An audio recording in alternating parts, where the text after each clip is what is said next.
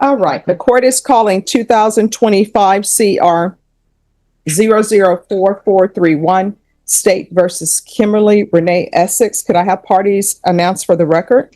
Words for the state. Michael Bellow for Miss Essex. And are you Miss Essex? Yes, ma'am. All right, you entered a plea to count 4, paragraph A of no contest. You pled true to the enhancement. State waived counts 3, 1, 2, counts 4, paragraph B, and just one moment.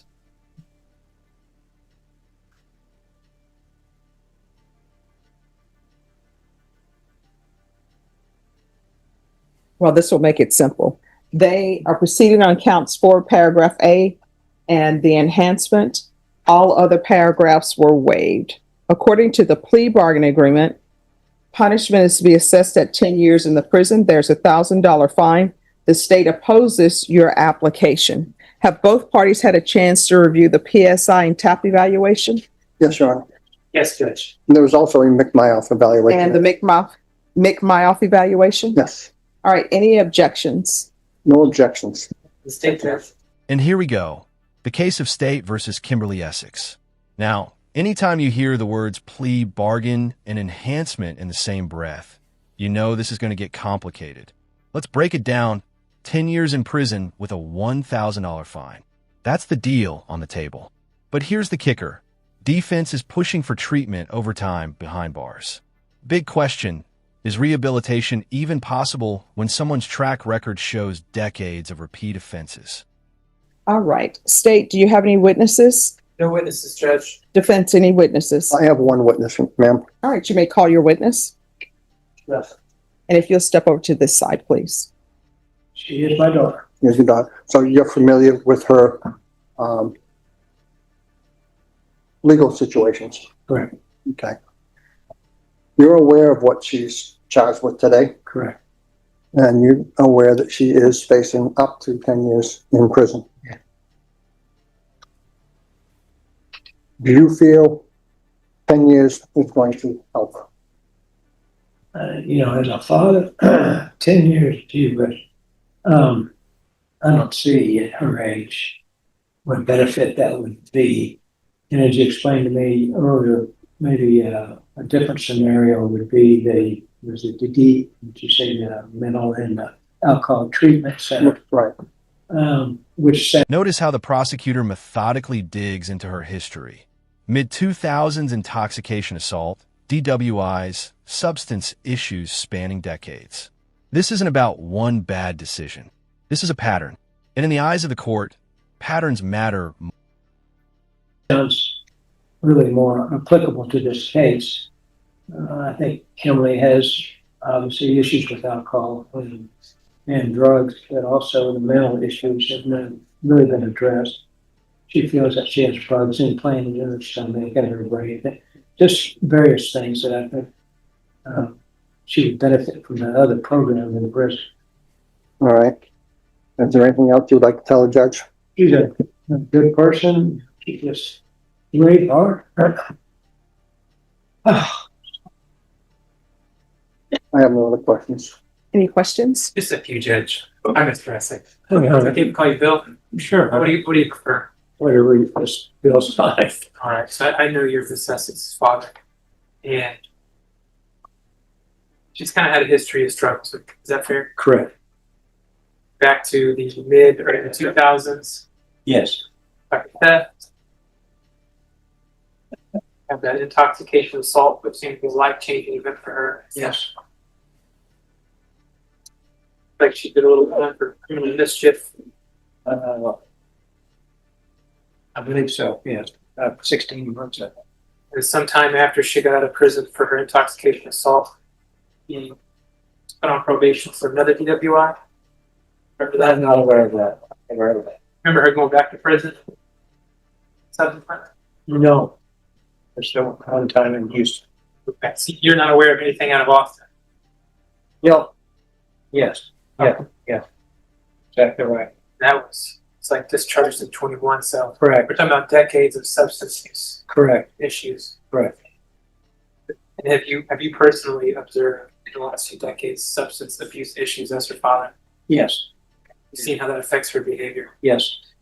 And now, are you familiar with the facts kind of the instant case? More or less, yes. Now, there's some More than promises. Here's where things take a jaw-dropping turn. We're not just talking about substance abuse anymore. We're talking fraud, deception, and draining her own mother's credit card. Nails, liquor, sushi, hotels, this isn't survival spending. This looks like exploitation. indication on the front of this, which, in fairness, pretrial sentencing officer investigates this to give the court context. Right? Okay. Kind of the purpose of all this. Okay, They like to view the whole person before the court makes a decision. And they give their impressions sometimes. And the impression that they got is that she acknowledged guilt.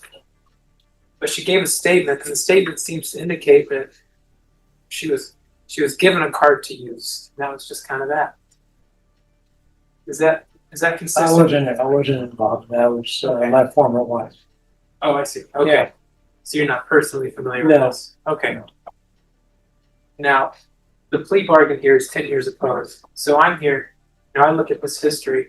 Okay. I look at the opportunities that she has received. Correct. Treatment, probation, and Correct. everything. So she's clearly shown us that she's either not taking it seriously or she's not ready. She hasn't been ready before. So is there anything in this situation here that tells you that this situation is different?